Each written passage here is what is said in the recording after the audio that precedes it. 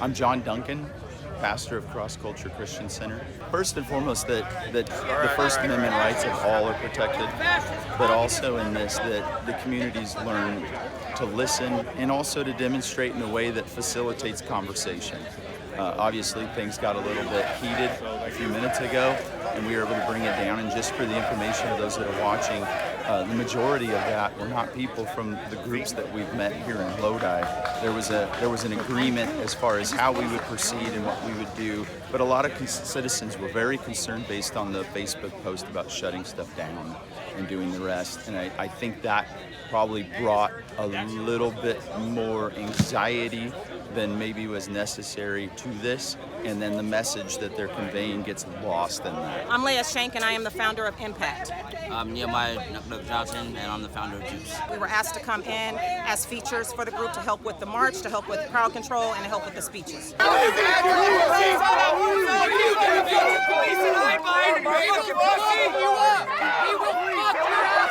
We're here to enact change. We're here to say that our lives matter. We need the community to understand that so that hopefully we can get to a place of change. These conversations have to take place, and nobody's willing to do that.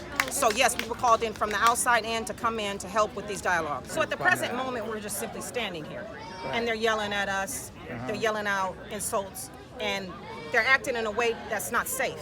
So we're just merely standing here. We're not breaking any property, we're not damaging their town. This is just our mere existence that is bothering them at the moment.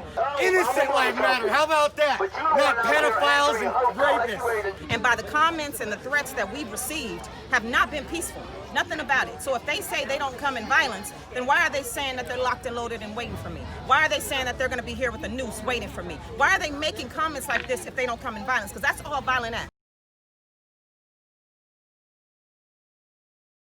I'm Christine Vang, Koa Vang, Darell Richards' mom. I want the community to know the truth about my son, who he really was, and not what the media put out there.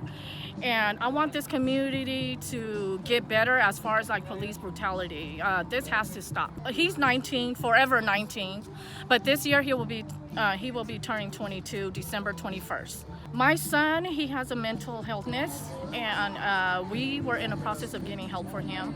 We made an appointment, and he was supposed to get evaluated.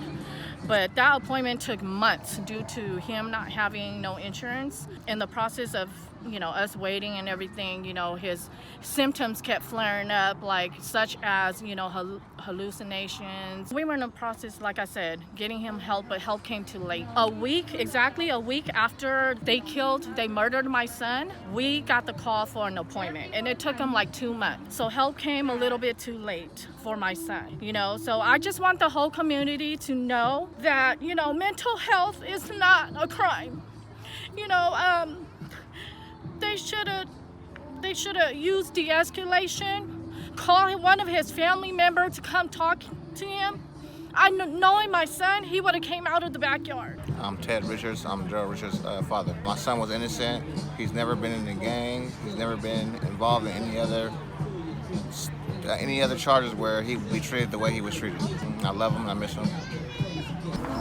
Love you, Darell. Love you, Darell.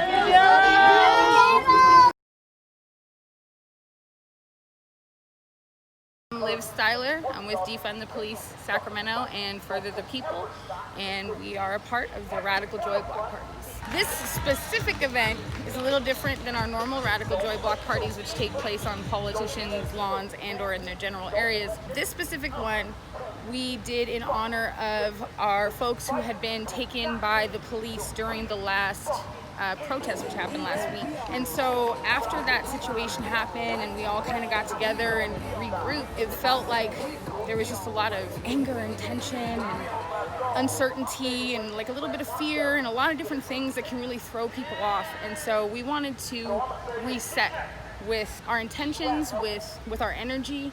We wanted to reset our people so that we have the motivation to keep pushing forward. So we are definitely out here trying to make sure that our folks are taken care of, make sure that we have our people uplifted for the next round, would be the best way to say it.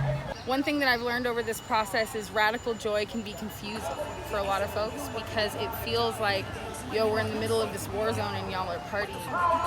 And I could totally understand, like, in the background how it would feel that way. And I just want folks to know that the reason we do it isn't because we take things lightly or because we think it's fun, but it's because if we don't take a moment to breathe, if we don't take a moment to remember how much love there is in our community, if we don't take a moment to pour into our people, then they're gonna end up being able to divide us because we're too exhausted. Anger is like an energy drink. It only gives you fuel for so long before you crash. But love and joy for your people and being willing to die, but much more rather willing to live for your people, that's what radical joy is all about.